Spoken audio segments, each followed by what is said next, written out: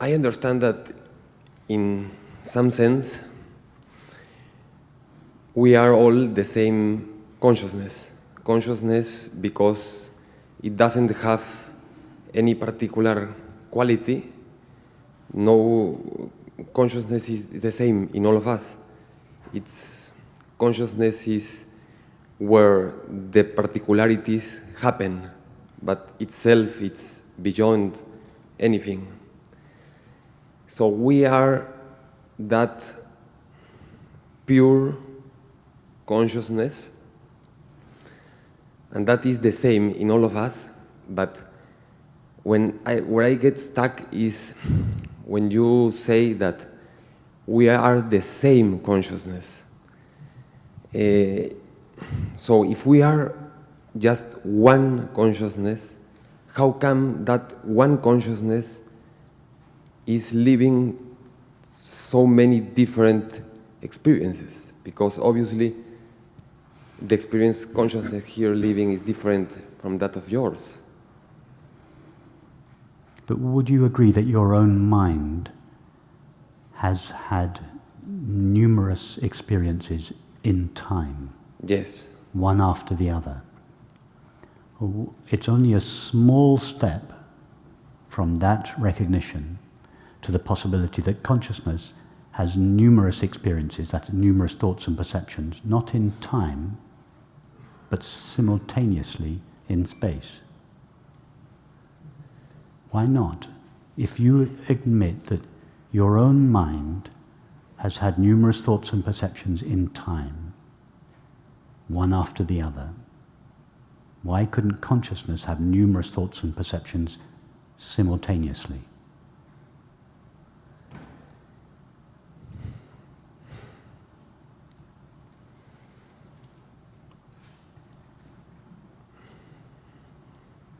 That doesn't make sense to me. It's like I see. If it does make sense to you that it's possible to have numerous thoughts and perceptions sequentially, one after the other. Yes? That's your experience, one thought after another. That makes perfect sense. Why are you resistant to the idea that it may be possible to have numerous thoughts at the same time? Because, for example, to my own experience, in my consciousness, just one thing is happening at a time. One movement is moving, but just so the consciousness can just take the form that's taking right now. How can right now it's taking so many forms? But your own mind has taken innumerable forms. But in time. In time. But why not innumerable forms simultaneously? Breaks my mind. So, no, I cannot get that.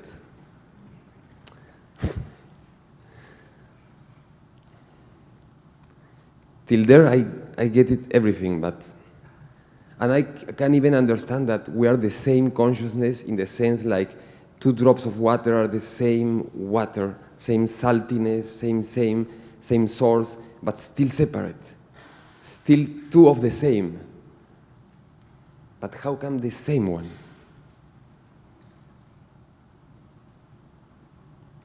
How is it possible for a pianist to play 2 different melodies with 2 different hands at the same time? He's provided of 2 hands. So with one playing one... 2 different melodies, not one melody after the other, but 2 different melodies simultaneously. That shouldn't be possible. Well, for you it shouldn't be possible.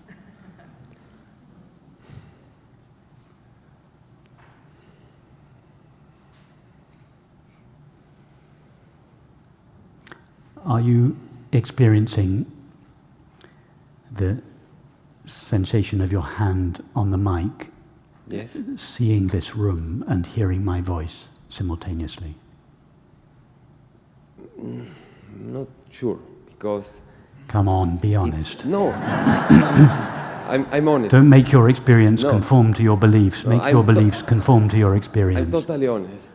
Okay, Totally just honest. just feel Totally. feel the And my attention goes to my hand, and there is my hand, and my attention goes to Okay, my well, side, and I watch. forget your hand. Are you Yes. seeing this room and hearing my voice at the same time, or is whenever you hear my voice, does the room cease to exist in your experience?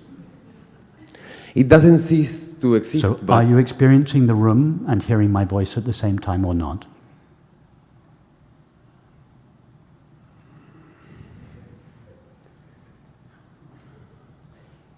So in a way, I feel like awareness can only go to one No, thing, but so then it stay jumps with my to question. the other one. Stay with my question, please. Yes. Are you hearing my voice and seeing this room at the same time, or not? Yes, So you admit that you are simultaneously hearing a sound and seeing a sight. yes, That's two objects of experience, but you admit that you're having them simultaneously. yes, So you admit that it is possible to have numerous experiences simultaneously, not just in time. Now, why could there not be just more than one sight and one sound and one sensation and one thought? Not only are you seeing this room and hearing my voice, you are also thinking. You are also sensing. There are many objects of experience present at the same time. Why could there not just be more objects? Why couldn't there be two thoughts happening at the same time? But isn't it true that when I'm speaking to you, maybe I am aware of the space as well as the thought and the speech, but maybe I've forgotten the hand. So that's going on, but it's not going on my consciousness. It's No, not but in the in focus. the sight of this room is taking place in your consciousness, that is in your mind, at the same time as the sound of my voice. That, yes, it is. Both of them going on Both at the same time. experiences simultaneously in the same mind. Just extrapolate that. If you admit that there can be two perceptions, two objects in your own mind, then you have to be open to the possibility that there might be 170 thoughts going on in the mind of infinite consciousness simultaneously. Yes, but those two objects going on at the same time, both of them are happening in this awareness, are being felt, both of them. You want me to accept all the experiences that are not being felt in any sense by this consciousness. That's what it makes it so different. Inside myself, I'm watching, I'm listening. That's evidently two different objects, but both of them happening in my consciousness. But to accept that all the other experiences are happening also in my consciousness, even though I have no trace and ability to sense any of that, and it's going on so much, and all of that's happening in myself, I would love to agree with you. What were you thinking at 5:30 exactly this time yesterday? No, don't remember. You don't remember, but do you have any doubt that whatever you were thinking at 5:30 yesterday took place in your consciousness or your mind? No, no doubt.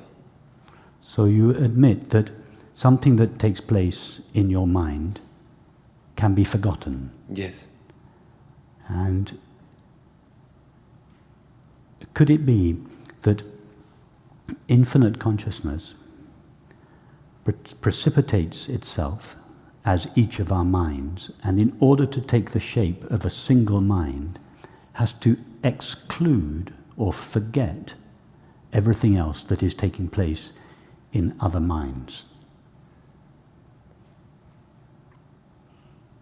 Yes. Yes. In other words, if each of our minds are a localization and therefore a limitation of consciousness, if consciousness views objective experience through the agency of each of our finite minds, then in order to, it has to narrow its focus. As it condenses into each of our minds. It narrows its focus until in each of our minds it just has one thought and one perception at a time. But this narrowing of the focus of attention means that everything outside that focus is excluded.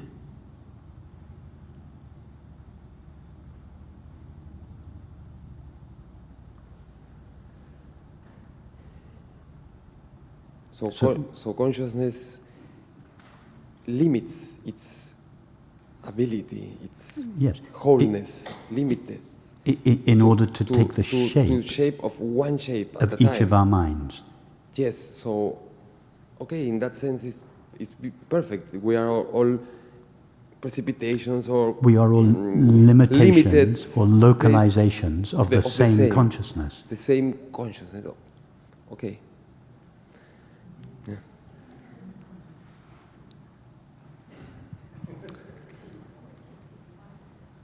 Can I make another question? No, I don't think we finished with this one. Yes, okay. But I have another one. Why do you find this idea unacceptable? One, it is in line with our experience, namely that the awareness with which we are aware of our experience doesn't have any limits. So that is our experience. Yes. So if awareness is unlimited, which is after all our experience, then there could only be one awareness, in which case each of our minds would be localizations of the same awareness. But in the process of localizing itself, awareness would have to exclude everything else. That's why a single mind can't know all the other thoughts that are taking place. But in a sense, you are making a separation.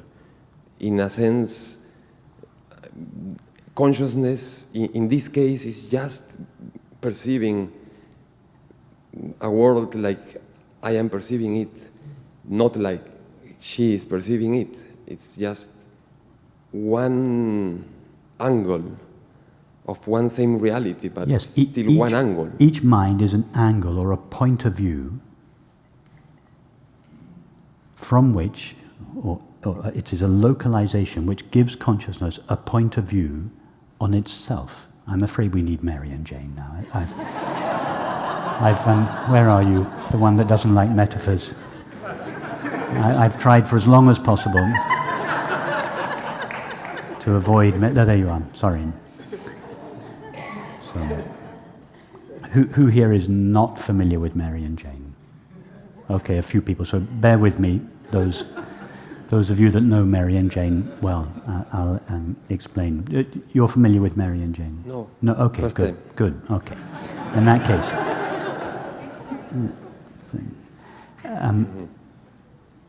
when you have a dream at night, when your mind dreams at night, you're sleeping here in Garrison, you fall asleep and you forget that you are, what's your name? Mateo. Mateo. You forget that you are Mateo sleeping in Garrison, and you imagine within your own mind a world.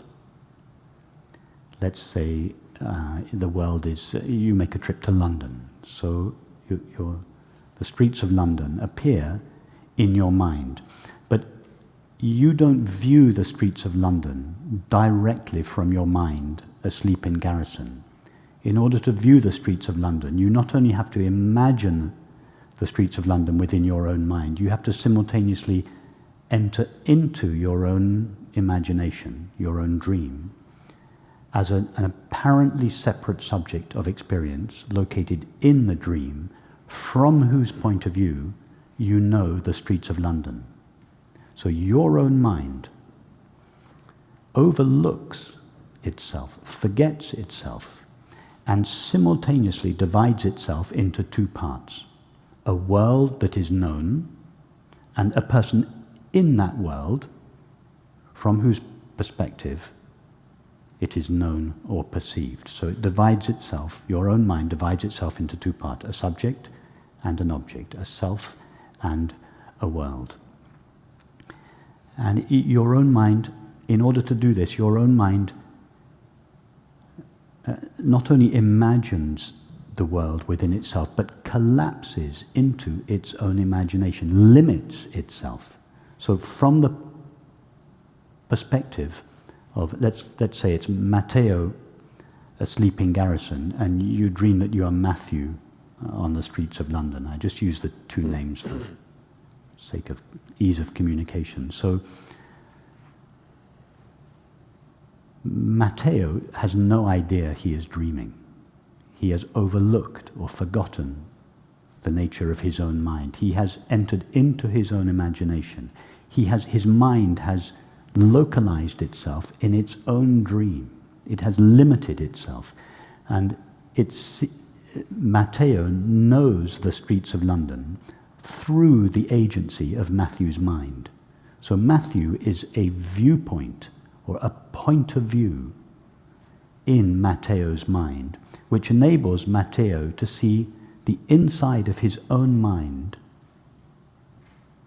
as an outside world. The streets of London are really are what the inside of Matteo's mind looks like when viewed from Matthew's point of view. From Matthew's point of view, the world seems to be outside. It seems to be made out of stuff that is other than myself, separate from myself. So Matthew feels, I am a mind on the inside, I am a consciousness on the inside. Matthew, on the streets of London, feels that the knowing with which I know my experience, or the awareness with which I am aware of my experience, lives inside my body. And everything outside of this awareness in the body is made out of stuff that is separate from awareness. And he calls that matter. So from Matthew's point of view, experience is divided into two parts, mind on the inside and matter on the outside. When Matteo wakes up, he realizes that this apparent division of experience into a subject and object, mind and matter, never really took place. It just seemed to take place from the point of view of Matthew, the separate subject of experience in the dream. So what I'm suggesting is that, and by definition, when Matteo localizes himself on the streets of London in the form of Matthew, he excludes all other possibilities. He cannot simultaneously dream that he's in Paris or Rome or Milan or Tokyo. He freely limits his own mind in the form of Matthew in order to see the streets of London. Now, what I would suggest is that consciousness is the dreamer, equivalent to Matteo, and that consciousness is dreaming within its own mind. Consciousness is imagine an infinitely large mind, that consciousness is dreaming within its own mind, and that each of us, each of our minds, are separate, simultaneous, separate subjects of experience, through whose point of view, or from whose point of view, it sees the inside of its own mind as an outside world. But just as Matteo has to limit his own mind in order to assume the form of Matthew on the streets of London, and therefore cannot know what's going on in Paris or Rome or Tokyo, so infinite consciousness has to localize and limit itself as each of our minds, and in doing so excludes all other possible knowledge and experience. That is why, in the form of our finite mind, we cannot know what anybody else is thinking. Each of our thoughts is known by the same consciousness. But that doesn't mean that everybody's thoughts appear in my mind, because in order to appear as this limited, finite mind, called Rupert, consciousness has had to exclude all other possibilities.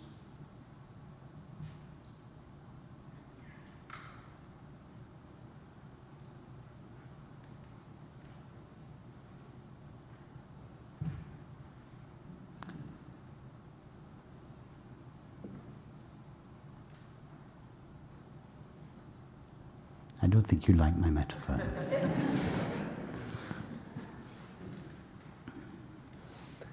I'm gonna... I would challenge you this week to find a more elegant, a more economic,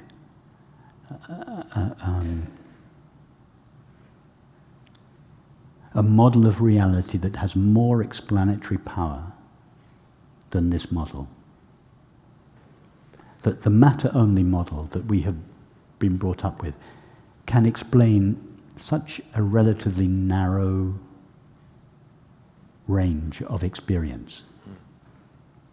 There are so many facts of experience that simply cannot be explained under the matter model.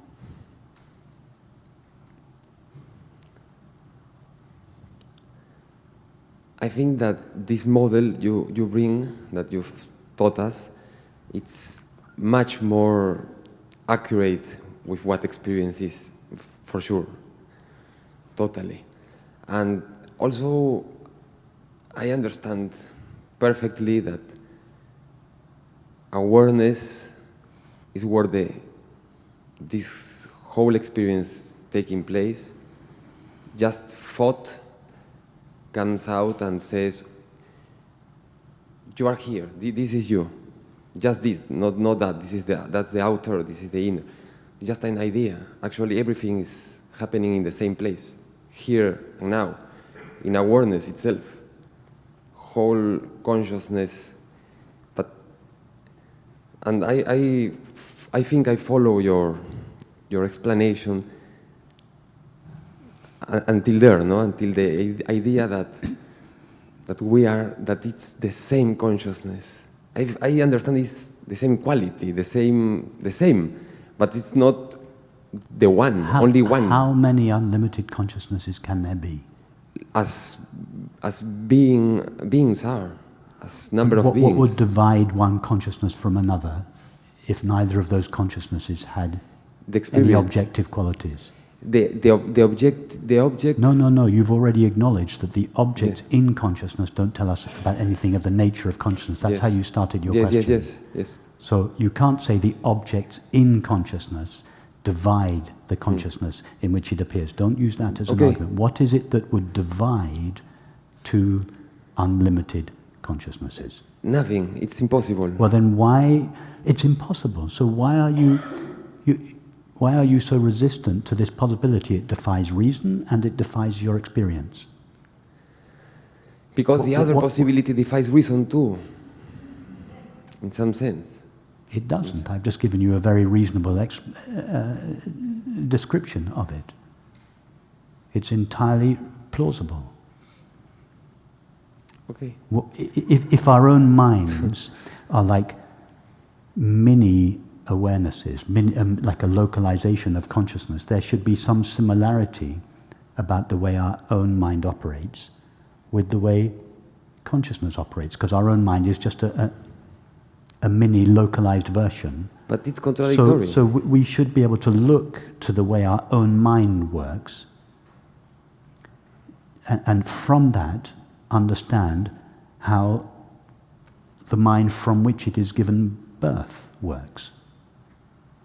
So we look to the way our own minds work at night when we have a dream. Could that be a little microcosm of the way that the infinite mind of consciousness works?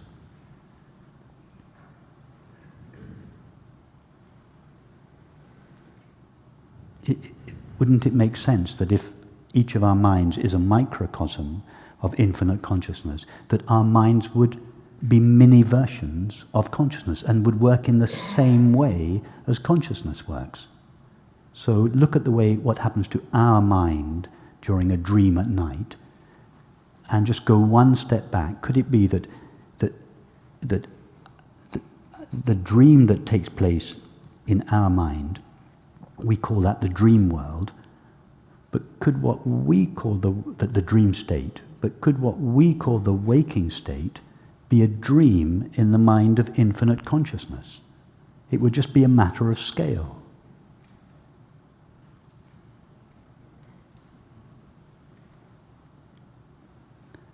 Okay, I can see that these lines of reason don't have this any penetrating power. So I'm going to give you another completely irrational approach. You're here all week. You're not going to go back to Peru before the end of the week. So you've a lot of time, energy, money to come away from your family. And so perform an experiment this week. You have spent, 30 or so years of your life living the matter model, which you've told us about, basically that consciousness lives in and is limited by the body. No, but I've never Consider, just do an experiment. Okay. For a week, assume that the model I'm suggesting is true.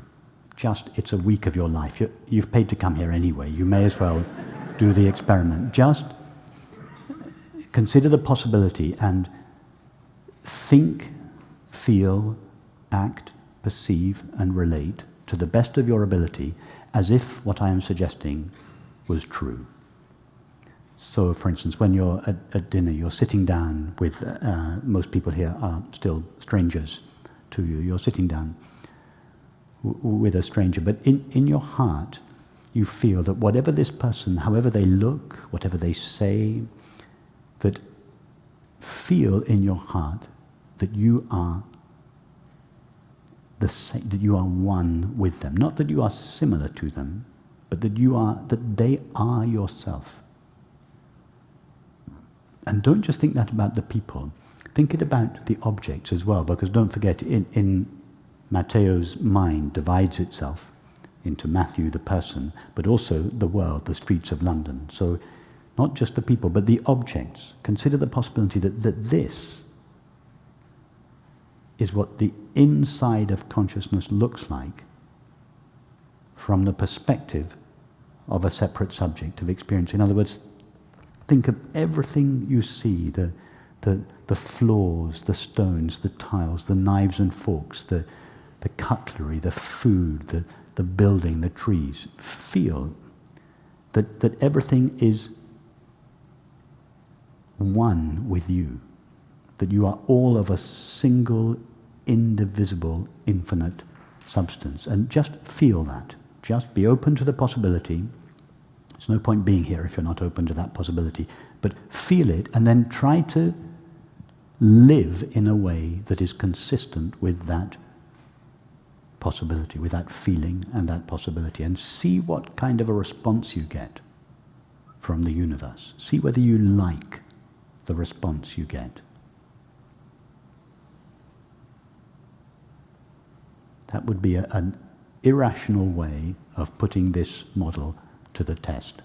And I agree with you about this, it would be, if you like the conclusion of this experiment, it would be far more persuasive than any line of reasoning I could give you.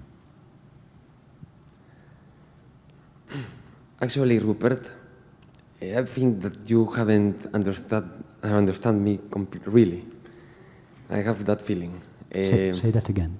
I have a feeling you haven't understand me. I see. Yes. I agree totally with that model, and I think I live from there in some sense. I understand I'm everything. I have no doubt about all of this just happening in myself. So being myself, everything. I know everything is awareness, everything is consciousness, everything is myself. I see that. Just that I believe there are many consciousness. Consciousness is taking many different forms. That I agree with. Yes, consciousness but maybe is assuming the form of different forms. Yeah, different minds. Maybe the same consciousness, but different forms. Maybe different consciousness. All of them the same, but ultimately different because living different experiences. If the same consciousness is taking the form of many different consciousnesses, then the ultimate reality of all those different consciousnesses must be the same consciousness that gave birth to them. Yes. But that's all I'm saying. Yes. Yes. Each of our minds are like mini consciousnesses. But they are localizations, and they are different localizations. They're all different, I agree. Every finite mind is slightly different, but they are all given birth. It is infinite consciousness that gives birth to each little mini consciousness. Okay, I agree totally that. Perfect. Totally.